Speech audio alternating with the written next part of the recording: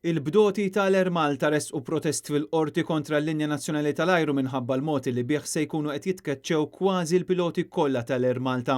Il-protest ressaq wara li l-Air Malta temmet ħesri mid-diskussjonijiet mal-bdoti tagħha u kollox qed jindika li issa irtirat ukoll offerta li titnaqsilhom il-paga.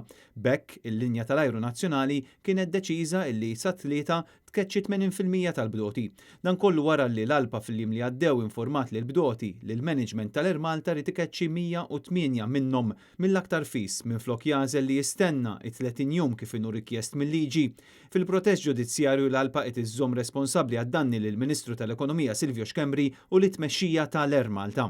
Il-bdoti qed jinsistu li l-Gvern u l-kumpanija iwettqu l-obbligi legali tagħhom u mhux jattakkaw lil ħaddiema. U jien mhux se nippermetti li wħud individwi partikolari jħajġekjaw l-Air Malta jew b'xi mod jagħmlu l-Air Malta tagħhom. Il-ħadd sar magħruf illi sas-sajf it-telf għall-Linja Nazzjonali tal-Ajru l-Air Malta hija fil-aħħaq il-130 miljun euro.